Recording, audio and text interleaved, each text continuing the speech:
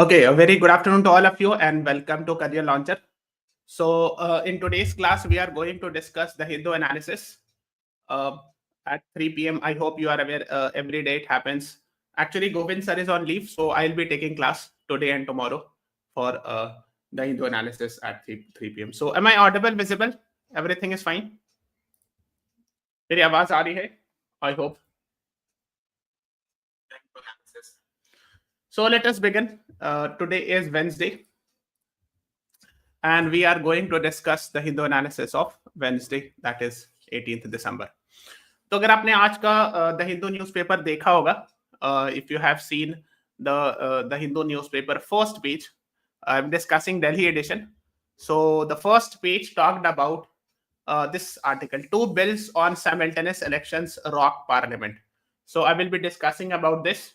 Then एक side में article है, Manipur SIT filed chargesheets in just 6% out of 3023 cases.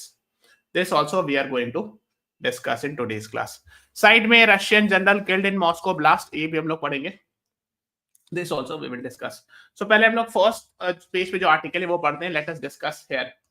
Yes. Good afternoon, Ashnur Kaur. Hari, good afternoon. Okay. तो सबसे पहले आपको ये जानना है कि साइमल्टेनियस इलेक्शन और वन नेशन वन इलेक्शन दोनों सेम चीज है. So can anyone tell me what is one nation one election? कोई बता सकता है in the comment? What is the meaning of it? Because I want to keep this class a two way process, है ना. Teaching is always a two way process. It is not only one way की सिर्फ मैं पढ़ाते जा रहा हूँ, आप सुन रहे हो. आप भी कुछ लिखो, just write few things or whatever you believe. This is also called as simultaneous election. Both are same thing. So the bill actually was presented yesterday, although it could not pass, but you should know. Synchronize all elections in the country, both legislation union. Yes, Priyanshi Goyal, Arshnoor Kaur, very good. हाँ, actually concept ये है, पहले आप ये समझो. I hope you are aware कि हर 5 साल में पूरे इंडिया का इलेक्शन होता है, जनरल इलेक्शन, जैसे अभी 2024 में हुआ है ना, लोकसभा इलेक्शन. लोकसभा इलेक्शन ये हर 5 साल पे होता है. When at the same time we are having states at local level, मतलब स्टेट लेवल. तो जैसे अभी महाराष्ट्र में इलेक्शन हुआ, हरियाणा में इलेक्शन हुआ, जम्मू कश्मीर में हुआ, झारखंड में हुआ. सो सिमिलरली तो प्रॉब्लम क्या है कि सब एक साथ तो होता नहीं है ना. तो ये जैसे अभी मुंबई में हुआ थी, अभी हुआ महाराष्ट्र में, जो हुआ अभी 1-2 महीना पहले हुआ. जो लोकसभा का इलेक्शन हुआ वो जून में हुआ था, ठीक है. Next year also will be having state level elections. तो साइमल्टेनियस इलेक्शन या वन नेशन वन इलेक्शन का मतलब है कि सारे स्टेट्स में, ऑल द स्टेट्स में जो लेजिस्लेटिव असेंबली का इलेक्शन होता है, इन ऑल द स्टेट्स, है ना, प्लस जो जनरल इलेक्शन इन लोकसभा का इलेक्शन है, सब एक साथ हो, ठीक है. All should happen at once, एक बार में सब हो जाए.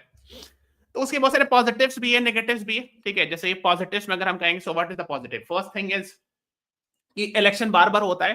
तो first of all I hope you are aware कि इलेक्शन में मनी का एक्सपेंडिचर बहुत होता है. तो पॉलिटिकल पार्टीज भी खर्चा करती है, और नॉट ओनली पॉलिटिकल पार्टीज, फिर इलेक्शन कमीशन को, ऑफिसर्स को बहुत खर्च करना पड़ता है, मतलब द गवर्नमेंट मशीनरी में एक्सपेंडिचर होता है. फिर अगर कई बार इलेक्शन होता है तो क्या होता है कि मॉडल कोड ऑफ कंडक्ट लग जाता है. I hope you are aware of this term. So जब मॉडल कोड ऑफ कंडक्ट लग जाएगा तो व्हाट इज द प्रॉब्लम? तो बहुत सारे डेवलपमेंट प्रोसेस को स्टे लगा दिया जाता है, तो ensure that there should be level playing field. तो उसमें बहुत ये होता है ना, और ये भी होता है, I hope you are aware, you must have read a lot of articles regarding use of black money etcetera in elections. तो ये सब इश्यूज हैं. लेकिन उसका जो दूसरा पहलू है ना, और जैसे आप ये भी कह सकते हो, जो सीएपीएफ अगर होता है, central arm police force, BSF, CRPF, CISF, इन लोग मतलब इसमें काफी इन्वेस्ट करना पड़ता है, इलेक्शंस में लगाना पड़ता है ना, पुलिस फोर्स एंड ऑल. तो उनका काफी टाइम, एनर्जी, बहुत कुछ वेस्ट होता है, और मतलब रिसोर्सेज एंड ऑल. दूसरा इसका काउंटर आर्ग्यूमेंट ये कि पॉसिबल थोड़ा सा डिफिकल्टी, फिजिबिलिटी इश्यूज है, जिसको कहेंगे फिजिबिलिटी इश्यूज. ये हो सकता है कि मान लो फॉर एग्जांपल कहीं गवर्नमेंट, कोई स्टेट लेवल में गवर्नमेंट, मान लो कहीं सरकार है, वो बनी नहीं, वहां हंग पार असेंबली हो गया, या 2 साल चली, 2 साल बाद सरकार गिर गई, तो क्या किया जाएगा वहां? 3 साल तक और वेट किया जाएगा. What should they do and all. उसमें कौन सारे इश्यूज है? दूसरी चीज जो क्वेश्चन लोग कर रहे हैं कि फेडरलिज्म का इश्यूज है कि जो स्टेट्स के पावर है वो अंडरमाइन हो जाएंगे. So that is what people are questioning it, that it will impact federalism. फिर फिजिबिलिटी इश्यूज हैं. अगर आप एक साथ इलेक्शन करोगे तो जो पहले इलेक्शन, जो किसी का इलेक्शन छोटा करना पड़ेगा किसी का टेन्योर, तो क्यों छोटा करोगे जब किसी को 5 साल के लिए सीएम बनाया गया, तो है ना, एक साथ लाने के लिए. सो दैट इज नॉट पॉसिबल. अच्छा, एक चीज पूछ रहा हूं कि अप टू विच ईयर जब इलेक्शन हुआ था, 1952 से जब इलेक्शन हुआ था, कब तक, I am writing it x, कब तक ये प्रोसेस साइमल्टेनियस इलेक्शन हुआ था इंडिया में? बिकॉज शुरुआत हुई थी, शुरुआत में तो सब एक जगह साथ इलेक्शन होगा, लोकसभा और स्टेट लेजिस्लेटिव असेंबली का. But over a period of time, after a certain interval, actually it got broken. This simultaneous selection or synchronization got broken. तो कब वो टूटा था, कौन से ईयर में? मतलब by and large I'm saying, you know, कब? And can anyone tell me? So somewhere around 1967 के आसपास लोग कहते हैं कि उस वक्त तक सिंक्रोनाइजेशन हुआ था, इन द सेंस कि बिकॉज जब इलेक्शन हुआ, फर्स्ट लोकसभा इलेक्शन है ना, तो साथ में लेजिस्लेटिव असेंबलीज का भी इलेक्शन होते गया एंड ऑल. बट 1967 के बाद बहुत सारे इश्यूज आने लगे. हंग असेंबली हो गई, कहीं कहीं हंग पार्लियामेंट, कहीं कुछ हुआ, है ना, प्रेसिडेंट रूल लग गया और समथिंग लाइक दैट. तो 1967 के बाद इससे जनरली लोग कहते हैं that the concept of simultaneous election started breaking out. साथ में इलेक्शन नहीं होने लगा बिकॉज पॉसिबिलिटी फिजिबिलिटी इश्यूज थे, है ना. So that is what you should be knowing. Now there's one question, please tell me, there was a committee that was set up for one nation one election to review or to give a recommendation regarding one nation one election. Who was the chairman or head of that committee? Head of the committee बताइए कौन थे?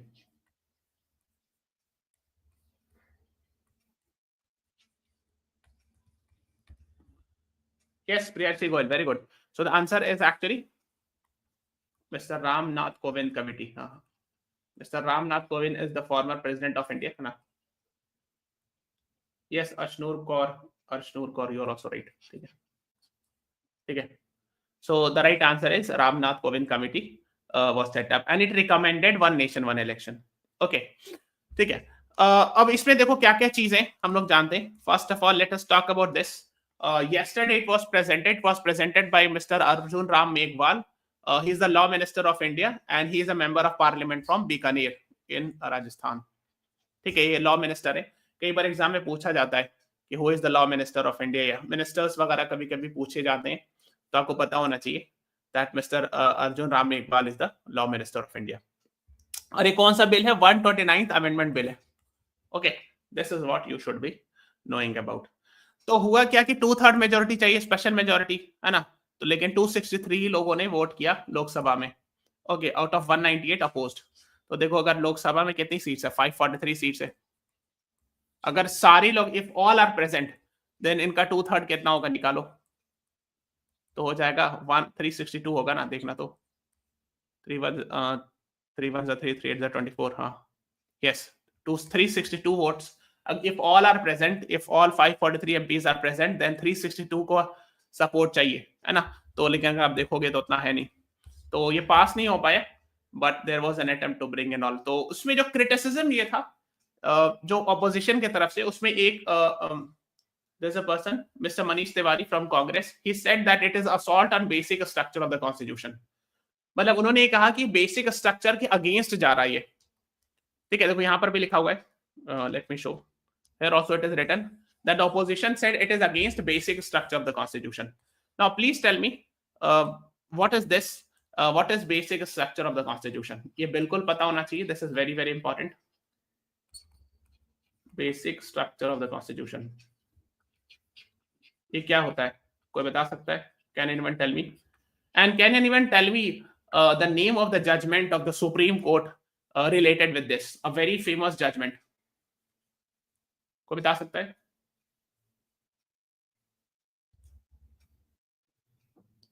Yes, federalism, parliamentary form of government. These are the basic structure of constitution.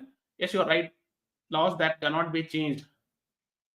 और थोड़ा सा और अच्छे से कोई डिफाइन कर सकता है? ये Kesavananda Bharati case, very good. Ashnoor Priyanshi 1973, great. थोड़ा सा और अच्छे से कोई डिफाइन कर सकता है इसको? Yes, you are right. Kesavananda Bharati case actually came up with this idea. 1973 came up with the idea of basic structure.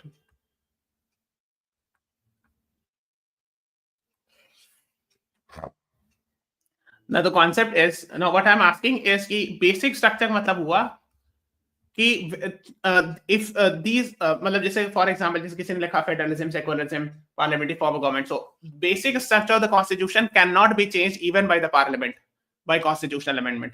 ठीक है, इसका मतलब ये हुआ, हाँ लॉज कह सकते हो, बट एक तरह से कहने का मतलब है कि अगर कोई चीज कॉन्स्टिट्यूशन का बेसिक स्ट्रक्चर है तो पार्लियामेंट कॉन्स्टिट्यूशनल अमेंडमेंट करके भी even after using article 368 it can not change.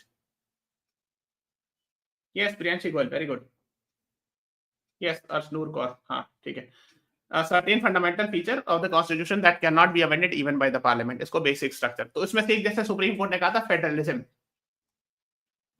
सो मतलब जैसे लोग जो क्रिटिसाइज कर रहे हैं वन नेशन वन इलेक्शन को, कह रहे हैं कि दिस इज अगेंस्ट फेडरलिज्म, ये स्टेट्स के पावर तो रिड्यूस हो जाएंगे सिर्फ.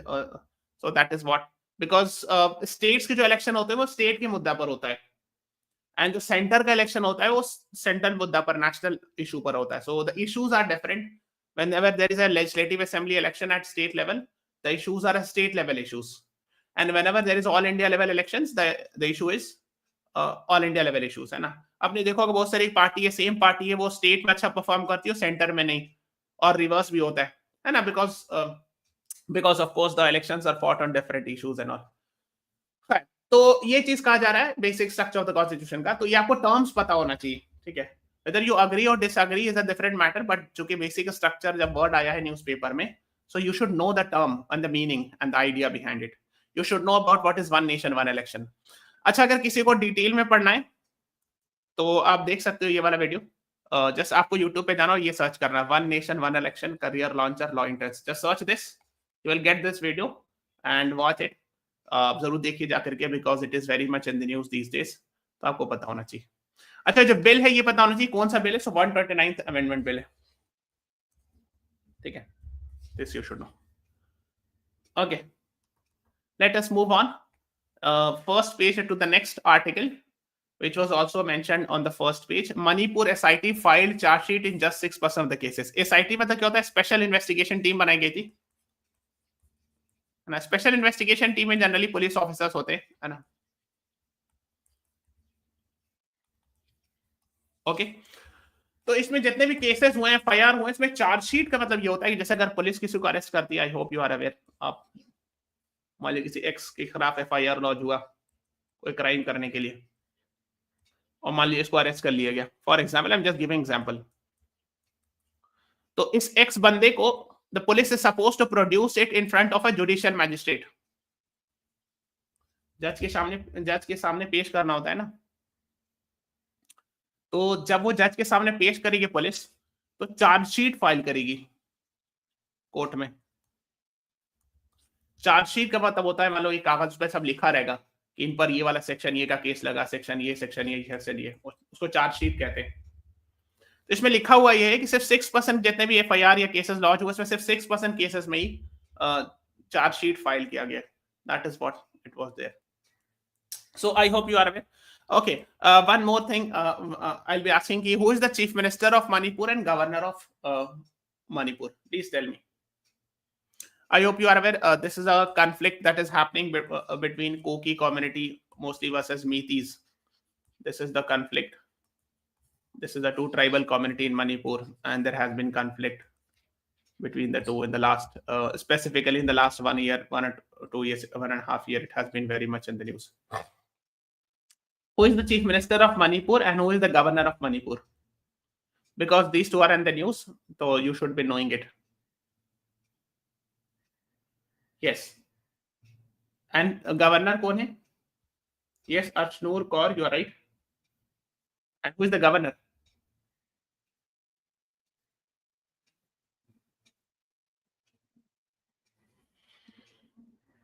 Anyone? देखो, चीफ मिनिस्टर जो है, हाँ Lakshman Prasad Acharya, very good, Ashok Kaur. So N Biren Singh, Mr. N Biren Singh is the chief minister of Manipur, and Mr. Lakshman Prasad Acharya, he is the governor of Assam, and he is also having additional charge. तो एक आदमी जो है एक से ज्यादा state के governor हो सकते हैं. So one person can be a governor of more than one state. ठीक है, this you should be knowing.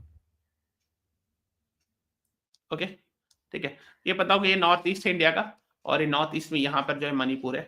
Manipur capital is, what is the capital of Manipur? Imphal. ठीक है,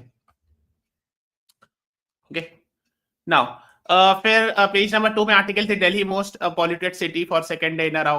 तो आपको ये सब चीज पता होनी चाहिए. Please I am giving some homework to read. Air quality index, ये पढ़िएगा. ठीक है, फिर एक और चीज होती है CPCB, central pollution control board. इस समय आपको होमवर्क दे रहा हूं पढ़ने के लिए. Central pollution control board. ठीक है, please do read it. Okay, yes, हाँ, Manipur capital Imphal. Very good. Now एक टॉप एडिटोरियल जो था पेज नंबर 8 में, एडिटोरियल्स इज देयर, एंड इसमें आर्टिकल है the legal gaps in India's unregulated AI surveillance. So this is what we are going to discuss today. तो इसमें बता ये रहे कि ऑथर ने लिखा है कि AI जो है ना, AI सर्वाइलेंस क्यों लिखे. देखो एक्चुअली क्या है, I hope you are aware, we are witnessing the era of artificial intelligence. जब आर्टिफिशियल इंटेलिजेंस की बात हो रही है, उसके ना बहुत सारे नेगेटिव्स भी है, पॉजिटिव्स तो हैं ही. और जो सबसे सीरियस नेगेटिव इशू है वो प्राइवेसी का इशू है. भाई सर्वाइलेंस मतलब है ना, so the issue of privacy and all. तो इसमें बता ये रहे हैं कि इंडिया में अभी भी प्रॉपरली रेगुलेटेड नहीं है AI. उसमें कुछ लीगल गैप्स हैं, जिससे बहुत सारे सर्वाइलेंस का और प्राइवेसी इश्यूज का फियर है. तो जैसे in 2019 Indian government made headlines by announcing intention to have world's largest facial recognition system for policing. facial recognition system समझते हो? जैसा फेस से रिकॉग्नाइज कर लिया जाएगा, यानी आपकी फेस की इमेज रिकॉर्डेड रहेगी. मान ली किसी ने क्राइम किया एक जगह पर, आई am just giving example, x person committed a crime, और ये भागने लगा, सीसीटीवी कैमरा में इसकी चेहरा रीड हो गया, face has been read. Now अगर वही कहीं और जाएगा, मान लीजिए कहीं और गवर्नमेंट, तो उस कैमरा में सेटिंग रहेगा हर जगह, तो उस कैमरा से रीड कर लिया जाएगा इस बंदे का फेस कि अच्छा ये क्रिमिनल यहाँ पर है. ऐसा होता है ना, मान लो कोई एक्स ने क्राइम किया, अब वो भाग रहा है एयरपोर्ट से बाहर, इंडिया के बाहर भागने जा रहा है, he wants to run away. So in the airport, the CCTV camera reads his face and catches it and informs the police immediately, and the police immediately arrests before he is going to run away. तो apparently तो बहुत अच्छी चीज लग रही है कि अच्छा बहुत जबरदस्त हो जाएगा, लोग क्राइम नहीं करेंगे, but there are many issues regarding it. तो उसमें इश्यूज क्या है? एक ये है कि अगर सिमिलर फेस भी तो होता है, कितना परफेक्ट टेक्नोलॉजी है. ऐसा दो आदमी की शक्ल कभी कभी करीब करीब मिलती भी है, कहीं दूसरा आदमी पकड़ा गया तो दैट्स एन इशू, है ना. There lot of issues. Similarly privacy issues are there. इसलिए कि अगर किसी का फेस को रिकॉग्नाइज किया गया है तो कहीं डेटाबेस में सेव होगा, उस पर साइबर अटैक हो गया तो कहीं से बाहर से, this is also an issue. ठीक है. तीसरी बात है, अगर हर आदमी का फेस, मान लीजिए हर जगह कैमरा लगा, हर आदमी का फेस रीड कर लिया गया तो सारे आदमी की प्राइवेसी चली जाएगी आफ्टर बीइंग रेड फेस, है ना. तो इसमें बहुत सारे इश्यूज हैं, मतलब मैं एक चीज बता रहा हूँ, हालांकि पॉजिटिव्स भी उसमें या नेगेटिव्स भी है. तो जैसे लोग बता रहे हैं ना कि there is launch for target for 50 AI powered satellites and all. ठीक है, तो ये सब चीजें उसकी पॉजिटिव्स एंड नेगेटिव्स दोनों हैं. ठीक है. तो जैसे उन लोगों ने देखो, जैसे डेटा ब्रीच हुआ था. डेटा ब्रीच मतलब क्या होता है कि डेटा चोरी हो जाना. मान लीजिए कोई पुलिस का कोई डेटा है, उसको किसी ने साइबर अटैक कर लिया, मान लीजिए पुलिस के पास किसी मतलब जैसे मान लीजिए आधार का ही डेटा फॉर एग्जाम्पल. तो जब आप आधार कार्ड बनवाते हो तो गवर्नमेंट के पास पूरा डेटा होता है ना, एरेस का, आई का, इसका मतलब सारी चीज का, फिंगरप्रिंट एंड ऑल. और मान लीजिए डेटा है, डेटाबेस से किसी ने इस पर साइबर अटैक कर लिया और स्टील कर लिया सारा इंफॉर्मेशन, तो जितने भी इंडियंस हैं उनका तो प्राइवेसी लीक हो जाएगा ना. सो of course privacy is actually very serious thing. तो लोग जनरली समझते हैं कि मतलब सीरियसली उतना नहीं लेते, but yes of course cyber attack is also a serious thing which is actually a very serious problem in the entire world. तो इस आर्टिकल में ऑथर जो है ना, वो राइट टू प्राइवेसी की बात कर रहे हैं. तो एक जजमेंट है सुप्रीम कोर्ट का, and you have to tell me the name of the Supreme Court judgement and under which article the Supreme Court of India said that right to privacy is a fundamental right. इसके बारे में उन्होंने discuss किया इस article में. So you have to tell me that which article of the Constitution talks about right to privacy as said by the Supreme Court, and what is the name of the judgment. काफी famous judgment है 2017 का.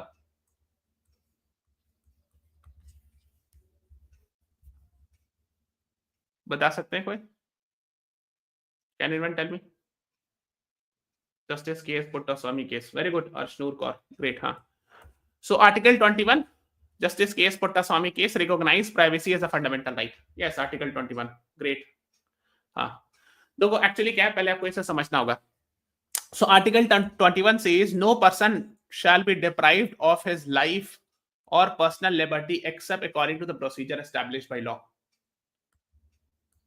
Yes, Priyanshi Goyal, you are also right. हाँ, इसका मतलब ये इतना detail नहीं समझना है. Article 21 talks about right to life, इतना समझ लेना, ठीक है.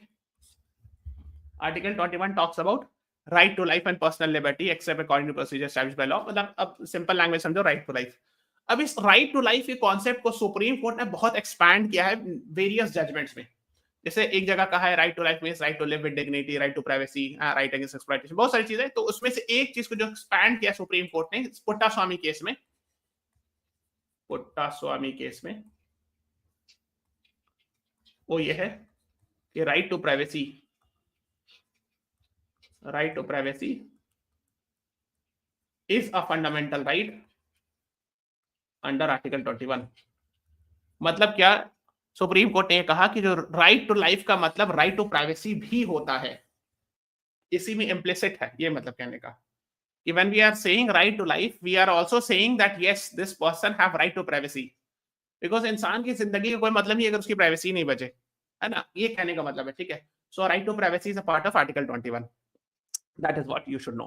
इसी का आर्टिकल में कोट कर रहे हैं कि when we are talking about data protection, in fact data protection के लिए एक कमेटी भी बनाई गई थी.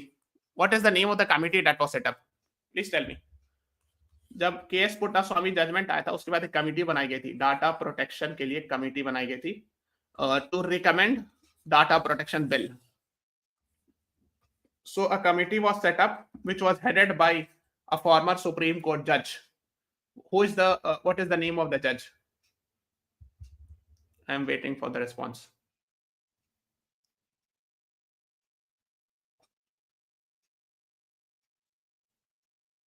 बताइए.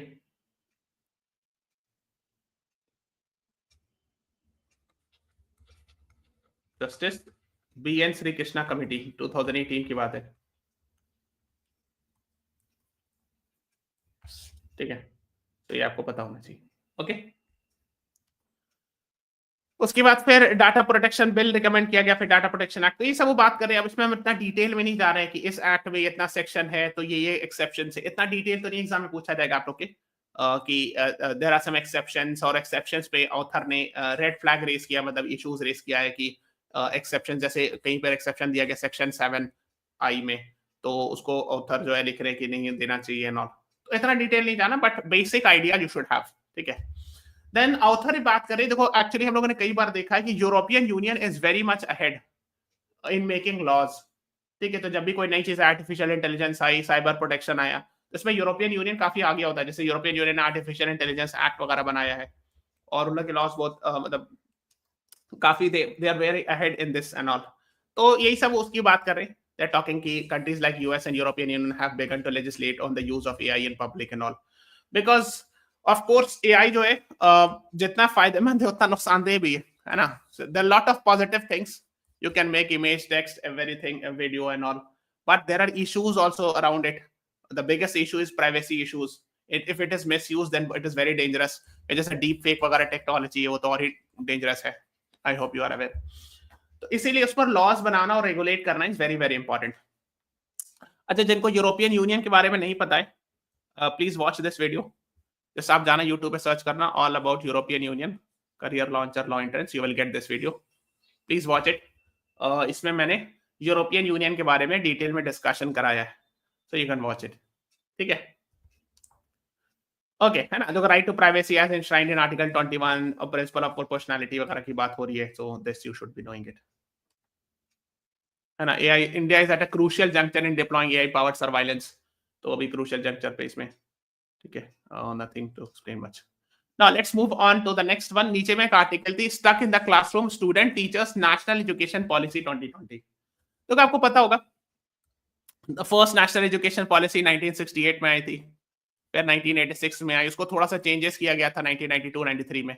एंड थर्ड एजुकेशन पॉलिसी 2020 में आई थी, वो लॉकडाउन के टाइम पर काफी न्यूज में था उस टाइम पर, ठीक है। नेशनल एजुकेशन पॉलिसी 2020, उसमें यह है कि बहुत सारे चेंजेस रिकमेंड किए गए हैं। तो मैं बहुत सारी डिटेल में नहीं जा रहा हूँ, बट ये वाला बहुत फेमस है, प्रोमिनेंट है। ये देखो, अर्लियर जो कन्वेंशनल सिस्टम वो ऐसे होता है ना, 10 साल तक बच्चा 10 तक पढ़ेगा, फिर 10+2 का कॉन्सेप्ट। अब जो है 5+3+3+4 का कॉन्सेप्ट दिया जा रहा है, ये कॉन्सेप्ट, ठीक है। तो इसको 5 कह दिया गया, 5 ईयर्स की पढ़ाई यहाँ पर होगी ऐसे, 3 ईयर्स आंगनवाड़ी प्री स्कूल, 2 साल क्लास 1 और 2, ठीक है, मतलब 6 से 8 साल की उम्र तक। देन 3 ईयर्स के लिए प्रिपरेटरी स्टेज, तो क्लास 3 से क्लास 5 रहेगा। फिर क्लास 6 से क्लास 8, 3 ईयर्स, 5+3+3, और ये 4 ईयर्स, ऐसे इसको डिवाइड किया गया। इसको 5+3+3+4 कॉन्सेप्ट किया जाता है। खैर, इसमें और भी बहुत सारी चीजें, जैसे लोकल लैंग्वेज प्रमोट करना and all, there are various things in the new upcoming national education policy 2020, and we are not going in that detail, इसलिए कि इतना डिटेल में तो नहीं पूछेंगे आपसे, बट एक रफ आइडिया होना चाहिए that yes, the government has come up with a new concept of national education policy. तो इन्होंने जो लिखा है उसमें ये लिखा है कि जो इनकी राय है, the author is saying that Indian students in higher education are spending considerably more time in the classroom than European Union and North American counterparts. India के बच्चे जो है हायर एजुकेशन इन 10th-12th के बाद जो है वो ज्यादा लंबी पढ़ाई करते हैं, ज्यादा वक्त दे रहे हैं एज कंपेयर टू जो यूरोपियन यूनियन या नॉर्थ अमेरिका में बच्चे पढ़ते हैं। Yet they remain a risk of being relatively undereducated. उसके बावजूद भी ऐसा बिलीव किया जाता है कि वो अंडर एजुकेटेड या रिस्की है, मतलब तो कुछ इश्यूज होंगे, है ना, कि रिलेटिवली अंडर एजुकेटेड होते हैं compare to them, compare to North Americans या Europeans. There are primary 2 reasons, higher proportion of teaching time in course credits and higher number of courses semester wise. तो बताइए रहे कि कोर्स क्रेडिट्स में ज्यादा time waste किया जाता है और सेमेस्टर ज्यादा से ज्यादा होते हैं, तो बच्चे ज्यादा टाइम देते हैं लेकिन कुछ लर्न नहीं कर पाते हैं ना, मतलब कहने का मतलब है कि प्रोडक्टिविटी शायद उतनी नहीं हो पाती, इसकी तरफ इशारा कर रहे हैं। तो इसमें इतना डिटेल नहीं जाना है, इतना ये सब एग्जाम में नहीं पूछेंगे, but you should have a rough idea about it, that is what you should know about national education policy. इससे ज्यादा नहीं जाना है। साइड में एक आर्टिकल थी, India and Sri Lanka need to go beyond stated position to take ties forward. ये वाला को हम लोग डिस्कस करना है because this is very very important. मेरा एक सवाल ये है, recently a prominent Sri Lankan person has come to India, means he is actually at a very important post in Sri Lanka, constitutional post, and he is in India. Which person is being talked about? Sri Lanka के एक बहुत famous, बहुत senior personality जो है, मतलब constitutional post के हिसाब से वो इंडिया में आए हुए, इनकी बात कर रहा हूं मैं। Which person is being talked about?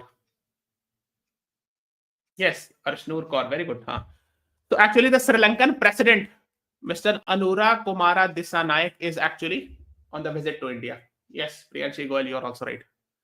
ठीक है, तो वो इंडिया आए हुए, तो इंडिया श्रीलंका बायलेटरल रिलेशंस की बात हुई, बायलेटरल मतलब दो कंट्री के बीच ज्वाइंट स्टेटमेंट भी इशू किया गया एंड ऑल, ठीक है। इससे पहले रणील विक्रमसिंघे जो प्रेसिडेंट थे वो आए थे, है ना। तो फिर एक्चुअली फिर मिस्टर दिसानायक जो प्रेसिडेंट हैं, उन्होंने अश्योर किया कि श्रीलंका की territory will not be used in any matter inimical to India security and regional stability. Inimical मतलब क्या होता है? What is the meaning of inimical? Inimical का मतलब होता है हार्मफुल, है ना। मतलब ये है कि हम इंश्योर करते हैं कि श्रीलंका की टेरिटरी को इस तरह से नहीं यूज करने देंगे कि इंडिया के इंटरेस्ट, इंडिया के सिक्योरिटी के अगेंस्ट हो। हाँ, अगेंस्ट भी कह सकते हो, बट इनमिकल मतलब नुकसानदेह, हार्मफुल के सेंस में। मतलब ये actually appears to be reiteration, reiteration मतलब बार बार दोबारा दोहराना, रिपीट करना, है ना, of reiteration of Colombo's long standing position. तो कोलंबो ने, मतलब श्रीलंका ने पहले भी कई बार ऐसी बातें कही है। नो, क्यों ये बात हो रही है? There is a reason behind it. Reason ये है कि I hope you are aware, Sri Lanka में there is a port, south में एक पोर्ट है, आपने नाम सुना होगा, हम्बन तोता port, which is being acquired or almost controlled by China. China का कंट्रोल हो गया है। we are not going in that detail, debt trap diplomacy and all different things. तब होगा क्या कि अगर मान लो कि इस यहाँ पर पोर्ट है, यहाँ पे चाइनीज शिप या चाइनीज की नेवी शिप अगर यहाँ पर आके इंस्टॉल हो जाए, मतलब रुके, if it actually let's say for refueling or for any other purpose, जैसे 1-2 साल पहले एक बार न्यूज में था एंड ऑल, तो इससे होगा क्या? This is of course not good for India's national security, कि चाइना के शिप जो है इंडिया के आसपास या साउदर्न रीजन में यहाँ पर घूमे, specially the naval ship, because of course there is a concept of what we call it as maritime security. ये समझना जरूरी है। जैसे बॉर्डर सिक्योरिटी होता है ना, जब आप बॉर्डर यस चाइना तो मत होता, right Priyanshi Goyal, very good. हाँ, तो जब हम बॉर्डर सिक्योरिटी की बात करते हैं तो बॉर्डर पे मिलिट्री होती है, लेकिन सिर्फ जमीन ही पे बॉर्डर थोड़ी होता है, मैरीन बॉर्डर भी होता है। एंड मैरीन बॉर्डर प्रोटेक्ट करना is slightly more difficult, because इसमें तो फेंस लगा दिया, मान लो कि अगर आप फेंसिंग भी कर दिया पूरा बॉर्डर पे, for example if we have done complete, but ऐसा कोई फेंसिंग नहीं किया सकता है ना समुद्र में। एंड ऑफ कोर्स तो इसमें फेंसिंग करना मुश्किल ऑफ कोर्स वाटर में, तो इसीलिए बहुत सीरियस मैरीटाइम सिक्योरिटी एक बड़ा चैलेंज होता है। इसीलिए we have actually Indian navy is there. Then एक और होती है, उसको कहते हैं आईसीजीएस, इंडियन कोस्ट गार्ड, है ना, इंडियन कोस्ट गार्ड शिप्स, ऐसे आईसीजीएस करके लिखते हैं, आपने सुना होगा कोस्ट गार्ड्स। तो ये होती है ना। तो हालांकि इंडियन नेवी थोड़ा आगे, मतलब कोस्ट गार्ड जो आई थिंक 20 नॉटिकल माइल के आसपास तक गार्ड करते हैं, और उसके बाद जो इंडियन नेवी का होता है।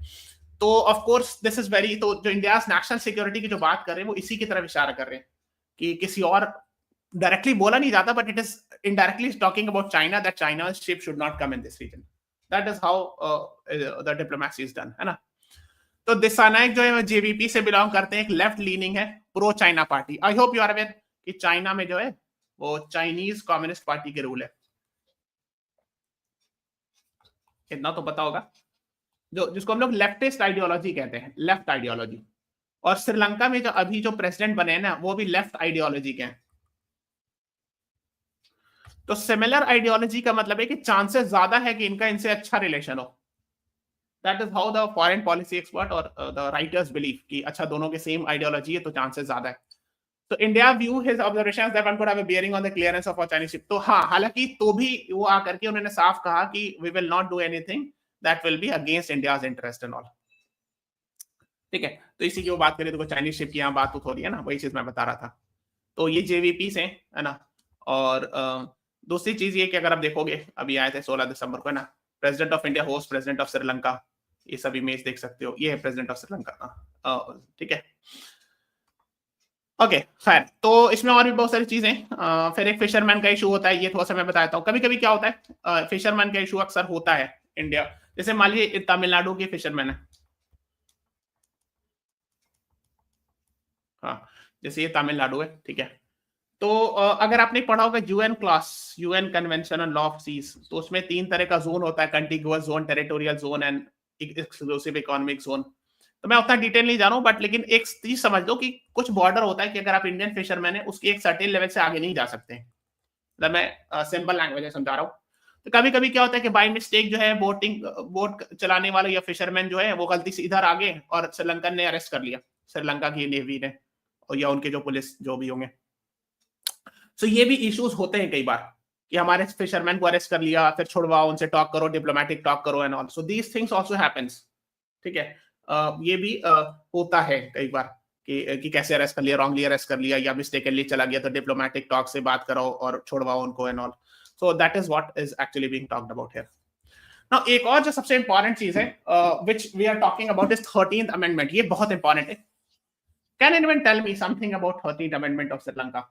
कोई बता सकता है? I'll be very happy to see 13th amendment. देखो ये जो हिस्सा है ना श्रीलंका का, this is famous for Tamil population, ठीक है। And rest of the people actually are famous for Sinhali population, Sinhalese, okay. तो अगर आपने थोड़ा सा हिस्ट्री पढ़ोगे, in fact if I am not wrong class 9th या क्लास 10th की एनसीईआरटी में इसमें डिस्कशन है मेजोरिटेरियनिज्म का एग्जांपल में। तो उसमें ये हुआ था कि सिविल वॉर हैपन हुआ था पास्ट में, तमिल की एक ऑर्गेनाइजेशन थी एलटीटी, एंड उससे सिन्हालीज का conflict. I am sure you must have read in your books. Yes, Sinhalese and Tamil, yes Priyachi, right. हाँ, तो उसमें हुआ ये था कि 13th अमेंडमेंट की बात कही गई थी, 1987 में इनफैक्ट इंडिया श्रीलंका अकॉर्ड वगैरह सब हुआ था, तो इसमें देखो अगर लिखो, उसमें बात ये थी कि सिन्हालीज और तमिल दोनों को लैंग्वेज नेशनल लैंग्वेज माना जाएगा और इंग्लिश को लिंक लैंग्वेज माना जाएगा। हाँ, यस अशनूर कौर, राइट। हाँ, तो होता ये था कि मतलब तमिल्स को पसंद ये नहीं आया था कि सिन्हालीज लैंग्वेज को ही सिर्फ ऑफिशियल लैंग्वेज डिक्लेयर किया गया था, तो Tamils way demanding and all. तो इंडिया, चूंकि इंडिया में जो है वो इंडिया के बहुत सारे तमिल्स या पास्ट में जो है इंडियन तमिल जो जाके श्रीलंका में रहे, तो एक होता ना कि तमिलनाडु में बहुत सारे लोगों का एक रिलेशन है, रिश्ता है ना, श्रीलंकन तमिल से भी या इंडियन तमिल से अगर श्रीलंका में रह रहे हैं तो इंटरेक्शन एंड ऑल। तो इसीलिए that is why whenever the Sri Lanka issue comes, तो इंडिया चाहते हैं कि हम लोग ना we should talk about this and all, तो इंश्योर दैट तमिल राइट्स के बारे में कुछ हो सके, है ना। तो ऑफ कोर्स तो ये बात हुई थी 13th अमेंडमेंट की 1987 में, आपने देखा होगा कि इसको इम्प्लीमेंट किया जाए, बट फुल्ली इन्फोर्स करने का अभी तक नहीं पूरी बात हुई है कि इसको फुल्ली इन्फोर्स किया जाए कि नहीं। इसी पर वो बात करें कि अभी जो बात हुई, अभी जो आए थे प्रेसिडेंट, तो अभी 13th अमेंडमेंट की बात नहीं हुई है ना, विच एनवाइजेस ऑटोनॉमी फॉर प्रोविंशियल काउंसिल्स, यानी स्टेट्स को ऑटोनॉमी की बात, क्यों स्पेसिफिकली तमिल स्टेट्स की बात हो रही, जो तमिल वाले रीजन की, ताकि उन पर मतलब बहुत ज्यादा उनका इंटरफेरेंस नहीं हो, दीस अदर थिंग्स, ठीक है। तो 13th अमेंडमेंट की भी बात हुई नहीं कि इसको फुल्ली इन्फोर्स किया जाए, है ना, to ensure Tamil rights and all. So that is what is being mentioned here, ठीक है, क्लियर है? Do you have any issue, any question? किसी का कोई सवाल है? होपफुली इट इज क्लियर, है ना। तो दैट इज व्हाट, तो अब देख लेते हैं, देखो अगर सिन्हाली, चूंकि मेजोरिटी पॉपुलेशन तो 75% सिन्हालीज है, बाकी जो है मोस्टली तमिल्स वगैरह 11% एंड इंडियन तमिल से 4% एंड ऑल, 15-16% तमिल्स है, सो दिस, तो मेजोरिटी कम्युनिटी सिन्हालास, ओके। और दो कैपिटल, एक कोलंबो कैपिटल, एक श्री जवाहर पूरा कोटे कैपिटल है, so these are the two capitals and all, okay. The president is Anura Kumara Dissanayake and prime minister के भी नाम याद रखिएगा, Harini Amarasuriya, so these two name you should know, ठीक है। और मोस्टली जो majority population is Buddhist. Now एक ऑपेड पेज में आर्टिकल थी, it is talking about universal health coverage, है ना। तो इसमें बहुत सारे बता रहे हैं कि क्या क्या इश्यूज और चैलेंजेस है यूनिवर्सल हेल्थ कवरेज का, है ना। अरे यूनिवर्सल का मतलब क्या हुआ, वैसे सोचो, यूनिवर्सल तो ऑल 100%, है ना, हेल्थ कवरेज मतलब है कि कोई भी बीमार हो उसके लिए इलाज के लिए there has to be a government hospitals and all those things, insurance और व्हाटएवर इज रिक्वायर्ड, और इम्यूनाइजेशन प्रोग्राम और जो भी, ठीक है। तो इसमें चैलेंजेस भी बहुत सारे हैं, तो उसी की वो बात कर रहे हैं, ऑथर इज टॉकिंग अबाउट, ठीक है, क्या क्या चैलेंजेस हैं, इंश्योर करना कि हर आदमी को हेल्थ फैसिलिटीज, अच्छी हेल्थ फैसिलिटी मिले if they are having any health issues and all, तो ठीक है। तो इसमें बहुत सारे वेस्ट बंगाल के बारे में बात हो रही है, तो इतना डिटेल नहीं जाना है, सब परसेंटेज नहीं याद रखना है। एक चीज आपको याद होनी चाहिए, क्योंकि इस पर अभी क्वेश्चन भी आया था, आई थिंक स्लैट में आया था ये क्वेश्चन, वो है आयुष्मान भारत, जिसको मतलब कहते हैं प्रधानमंत्री जन आरोग्य योजना, ओके, ठीक है। तो ये आपको पता होना चाहिए, इसमें क्या है कि जो बॉटम 50 करोड़ पॉपुलेशन है, इनको जो है वो हेल्थ इंश्योरेंस दिया जाएगा, स्पेशली अगर आप देखो, provides free secondary and tertiary hospitalisation, यानी हॉस्पिटलाइजेशन वगैरह को हॉस्पिटलाइज हो जाए तो उसके लिए इंश्योरेंस कवरेज 5 लाख तक इंश्योरेंस कवरेज है, कहीं पे लिखा होगा, हाँ 5 लाख तक इंश्योरेंस कवरेज है, 10 करोड़ हाउस होल्ड मतलब फैमिली, और बिलीव ये क्या आता है, ऐसे कैलकुलेशन क्या आता है कि एक फैमिली में 5 लोग होंगे, तो उस हिसाब से 50 करोड़ पॉपुलेशन, तो अब 140 करोड़ मान लीजिए इंडिया में पॉपुलेशन है, ये 145 करोड़, तो 50 करोड़, बॉटम 50 करोड़ को कैसे आइडेंटिफाई किया जाएगा, तो सोशो इकोनॉमिक कास्ट सेंसस से, जो 2011 का सेंसस हुआ था, with the help of that census actually the bottom 50 crore or this 10 crore families, इसका मतलब है 50 crore population will be identified, ठीक है। ये अभी क्वेश्चन आया था अभी आई थिंक स्लैट में कुछ दिन पहले, so that is why I am discussing about this, okay. तो इसके लिए, है ना, this you should be knowing it, और this program is part of Indian government national health policy का पार्ट है ना, ministry of health and family welfare के अंदर में। हु इज द मिनिस्टर, ये पूछते हैं एग्जाम में, health and family welfare minister कौन है अभी करेंटली, बताइए।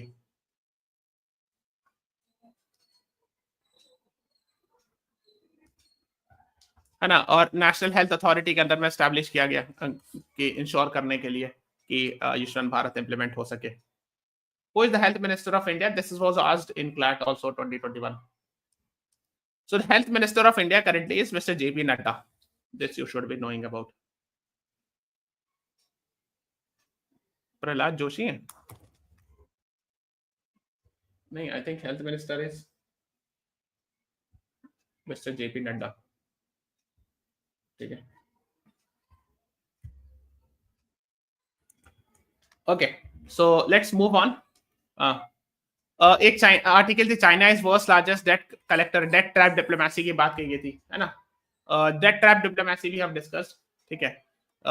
मतलब वही होता है कि जैसे चाइना ने पहले लोन दिया हम्बनतोता पोर्ट बनाने के लिए, इट गेव लोन, और श्रीलंका वो लोन लौटा नहीं पाया, तो actually this port will be acquired by the China. Okay, so this concept is called as debt trap diplomacy. पहले लोन दो कि हाँ लोन से बना देंगे, और नहीं लौटा पाओगे तो हम जो है उसको एक्वायर कर देंगे. तो दैट्स डेट ट्रैप डिप्लोमेसी. ये सब फॉरेन पॉलिसीज में टर्म यूज किया जाता है. हाँ, mister JP Nadda is health minister, right. Arshnoor Hari, you are right. ठीक है. ओके, है ना. तो देखो, चाइना डेट ट्रैप डिप्लोमेसी, बहुत सारी आर्टिकल्स आती रहती है. ऑब्जर्वर रिसर्च फाउंडेशन की वेबसाइट पर भी डाला हुआ है, ORF, है ना. China date trap diplomacy and all. ठीक है. Sell 70% stake of Hambantota to China merchant ports and all. So that is what you should be knowing. चलो, ये 3 क्वेश्चन है, तीनों का आप लोग आंसर बताओ. Question number 1, 2 and 3. When do we celebrate Minority Rights Day? Which article talks about minorities in the Constitution? And how many types of minorities are defined in the Constitution? ये सब question exam में पूछा हुआ है, खास करके second और third तो मैंने देखा है एग्जाम में पूछा हुआ.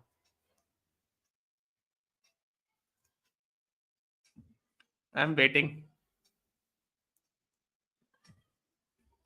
हाँ, माइनॉरिटी राइट्स डे 18 दिसंबर, आज ही का दिन. Yes, Arshnoor Kaur, you right. कौन से article of the, which article of the constitution, ये कहने का मतलब है, talks about minorities.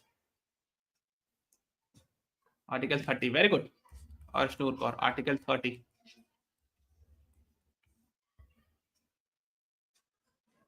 And how many types of minorities are defined in the Constitution?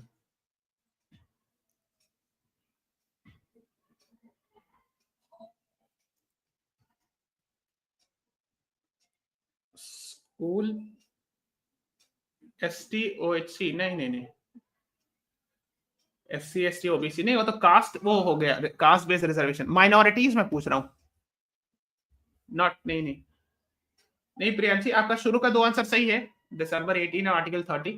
But types of minorities actually article 30 में defined है. All minorities whether based on language और religion. तो 2 तरह के minorities, religious and linguistic. Yes, Arshnoor Kaur has answered me. Yes, very good. Religious and linguistic, यानी language के basis पर हो सकता है माइनॉरिटीज, और रिलीजन के बेसिस पर. So these 2 are the things mentioned. अगर आप देखोगे माइनॉरिटी राइट्स डे आज आर्टिकल 18 दिसंबर को, ठीक है. और यूडीएचआर के कॉन्सेप्ट में ये आता है. यूडीएचआर जो 10 दिसंबर को साइन हुआ था, 10 दिसंबर 1948. सो उसी के अंडर में आता है ये. और आर्टिकल 30 पढ़ोगे तो लिखा है all minorities based whether on religion और लैंग्वेज. यहां लिखा हुआ साफ that it is talking about there are 2 types of minorities in India under the constitution, religion and language. ठीक है. और एक्चुअली एक आर्टिकल आई थी, constitution on minority rights. This is written by Faizan Mustafa sir, former vice chancellor of NALSAR university, है ना. तो उन्होंने इस पर लिखा है पूरा डिटेल माइनॉरिटी राइट्स डे पर, है ना. तो इसमें इतना डिटेल नहीं जाना, बट हाँ, जैसे माइनॉरिटी राइट्स डे 18 दिसंबर को है कि 18 दिसंबर 1992 को जो है राइट्स ऑफ पर्सन, ये एक्सेप्ट यूएन जनरल असेंबली ने अडॉप्ट किया था declaration, rights of person belonging to national और ethnic, religious and linguistic minorities on 18 December 1992. ये इसके बारे में.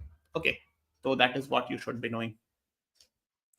फिर बहुत डिटेल में गए, इतना डिटेल नहीं जाना, we are not going in that detail.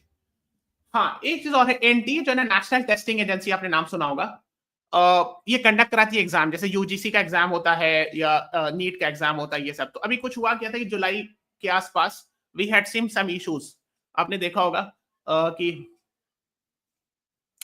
Exam में कुछ इश्यूज आ गए थे, नीट के एग्जाम में, कुछ यूजीसी के एग्जाम में. तो बात हुई थी कि एनटीए को ओवरहॉल किया जाए या रीस्ट्रक्चर किया जाए. तो उसके लिए पैनल कमेटी बनाई गई थी, and that committee is headed by a former ISRO chief.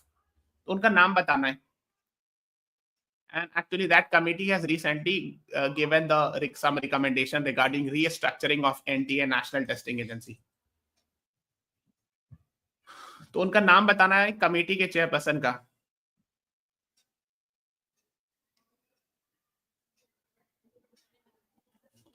So the name is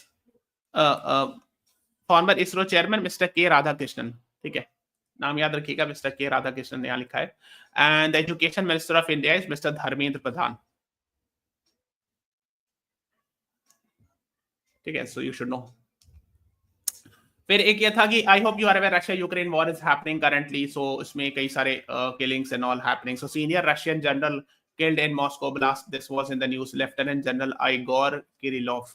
lieutenant general बहुत सीनियर रैंक के ऑफिसर होते हैं ना, इवन इंडिया में भी लेफ्टिनेंट जनरल का कॉन्सेप्ट होता है, मतलब समझ लो कि second to army chief, something like that. so he is actually very senior है ना। जैसे इंडिया में जो लेफ्टिनेंट जनरल होते हैं वो आर्मी चीफ से एक रैंक जूनियर है ना, that's called as lieutenant general. तो मेरे ख्याल से something similar ranking concept Russia में भी होता होगा। तो he appears to be a very senior army officer who was killed in a Moscow blast and all. So that is what you should know. तो ये यूक्रेन है, ये Russia है। I hope you are aware फरवरी 2022 से the war is happening and all between the two and all. So this you should be knowing it. Okay. So this is all about today's class. Tomorrow also I will be meeting you at 3 p.m. And उसके बाद फिर Govind sir आ जाएंगे। ठीक है, so for today and tomorrow I have taken the class because Govind sir is on leave. ठीक है, so this is all about today's class. Please press the like button, subscribe to our channel. I'll be meeting you tomorrow. Thanks for watching. Have a nice day.